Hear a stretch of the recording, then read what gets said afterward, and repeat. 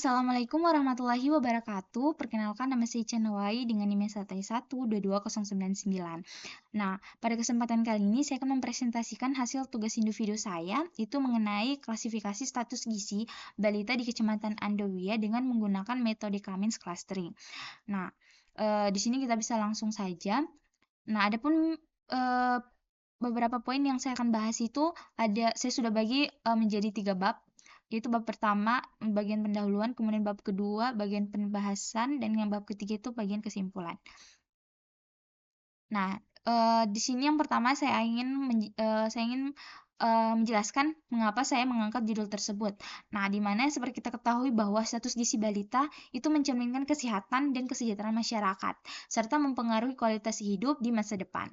Nah, malnutrisi ini masih menjadi masalah serius di Indonesia, termasuk Kecamatan Andowia, dengan berbagai faktor penyebab seperti akses nutrisi, pola makan, dan lingkungan.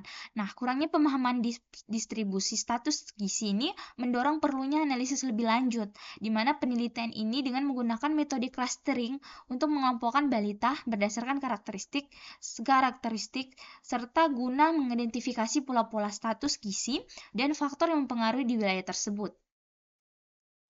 Nah, untuk tujuan penelitian ini itu di mana mencoba merancang sistem yang diyakini mampu mempermudah pada proses penentuan gizi pada balita dengan menggabungkan kombinasi metode clustering Cummins yang dimaksudnya agar mendapatkan hasil yang lebih baik dalam menganalisis data yang telah dikelompokkan. Nah, untuk alur dari metode penelitian ini, di mana yang pertama itu di sini ada identifikasi masalah, di mana di sini untuk identifikasi masalah ini kita mengkaji lebih dalam mengenai kasus tersebut yang selanjutnya akan kita olah begitu. Nah, kemudian untuk pengelompokan datanya ini di sini saya membagi pengumpulan data itu menjadi 2 tahap. Yang tahap pertama itu saya mengumpulkan data melalui kuesioner yang saya bagikan pada orang-orang di sekitar saya. Nah, yang kedua itu saya memanfaatkan data pada data yang ada pada Posyandu di Kecamatan Andowia. Nah, kemudian untuk pengolahan data di sini saya mengolah data-data yang telah saya kumpulkan agar kemudian juga saya mempermantap data yang telah saya kumpulkan agar lebih mempermudah penelitian yang akan dilakukan. Kemudian untuk analisis hasil dan pengelompokannya, yang di sini untuk analisis hasil dan pengelompokan ini berada pada slide selanjutnya, di mana di sini itu saya akan mengelompokkan beberapa. Oh, tidak, sorry. Sebelumnya untuk analisis hasil dan pengelompokan di sini itu pengelompokan gizinya itu saya bagi menjadi 4. Yang pertama itu ada gizi normal, kemudian yang kedua ada gizi buruk, kemudian yang ketiga ada gizi kurang, dan yang keempat itu ada gizi lebih. Jadi untuk pengelompokan gizinya itu ada 4. Kemudian untuk hasil dan dokumentasi di sini, untuk hasilnya itu saya cantumkan dalam sebuah jurnal. Nah, kita masuk pada bab kedua itu ya, pembagian pembahasan. Nah, di sini yang seperti kita lihat di sini itu untuk data mentahnya, di mana di sini itu untuk data mentah itu ada nama balita, jenis kelamin, umur, berat badan, kemudian tinggi badan, kemudian juga tinggi M2, kemudian BMI-nya. Nah, di sini untuk pra-processing data, kita masuk pada pengolahan data. Di sini itu ada beberapa kolom yang saya hapus karena karena 2 kolom itu saya tidak perlukan, dan yang saya perlukan itu ada nama balita, jenis kelamin, umur, berat badan, dan tinggi badan. Nah, ini adalah item yang saya perlukan untuk menganalisis maksudnya untuk mengelompokkan gizi balita tersebut. Nah, di sini kita lihat untuk Cummins clusteringnya, di mana untuk titik-titik berwarna hijau ini cluster untuk gizi normal, kemudian yang kuning ini untuk gizi lebih, yang warna biru ini itu untuk gizi kurang, dan yang warna ungu ini untuk gizi buruk. Seperti ini bisa kita lihat pada ini.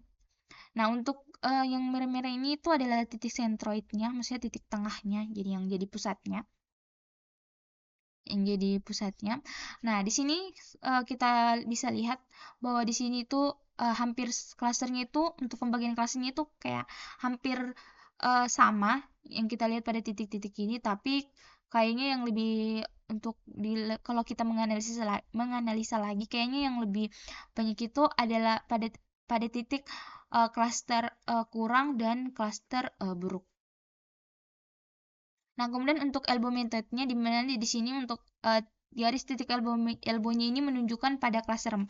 Berarti kan tadi saya sudah jelaskan sebelumnya pada pada sebelumnya bahwa di sini saya tuh mengklaster 4 jenis status gizi yaitu normal, kurang, lebih dan buruk. Nah, di sini elbow-nya ini apa ya, mengidentifikasi ada 4 klaster.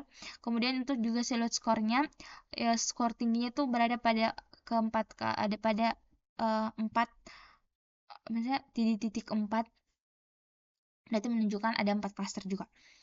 Nah, di sini untuk hasil dari pengelompokan status gizinya, maksudnya pengelompokan klasternya. Nah, di sini saya perlu jelaskan lagi bahwa ada juga beberapa, ternyata pada data yang saya gunakan itu ada beberapa yang tidak termasuk, maksudnya yang tidak termasuk dalam klaster, dimana untuk data yang bagian keempat untuk ini itu tidak masuk dalam klaster, sehingga karena dia tidak masuk klaster sehingga dia sehingga dia mengklaster dengan angka yang lain, maksudnya yang tidak termasuk dalam klaster yang saya sebutkan tadi. Tapi ada juga beberapa yang sudah masuk klaster, yaitu yang pertama ada lebih, normal, kurang. Nah, untuk yang buruknya mungkin sebenarnya untuk klaster dari datanya ini ada 300 lebih yang saya gunakan. Oh ya, jadi untuk datanya ini saya menggunakan 300 data cluster, 300 data untuk saya kelompokkan status gizinya.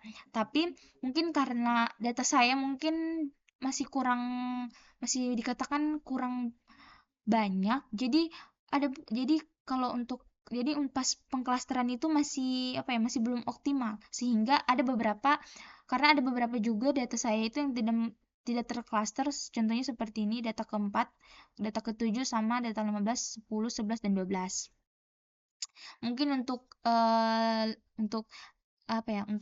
penelitian selanjutnya mungkin dari datanya mungkin bisa diperbanyak lagi agar klasternya itu lebih optimal. Tapi pada klaster saya ini sudah bisa dibilang cukup baik karena karena lebih banyak yang terklaster daripada yang tidak masuk klaster begitu.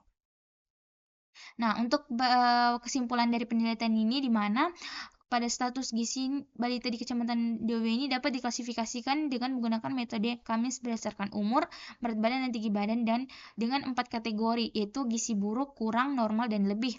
Nah, kemudian untuk hasil akurasinya itu menunjukkan 80% balita terklasifikasi status gizinya.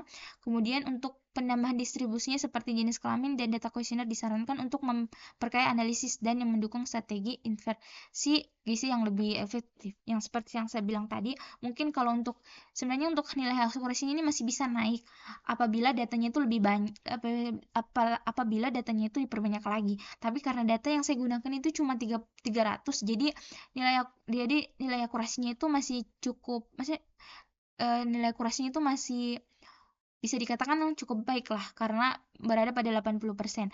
Nah, tapi kalau misalnya teman-teman ingin nilai akurasinya lagi itu di atas 80, maka yang satu yang harus diperhatikan itu adalah datanya. Karena pada metode Cummins itu semakin banyak datanya maka semakin baik juga analisisnya begitu. Nah, mungkin dari saya yang bisa saya presentasikan itu saja. Lebih dan kurangnya mohon dimaafkan. Wabillahi taufiq wal hidayah. Wassalamualaikum warahmatullahi wabarakatuh.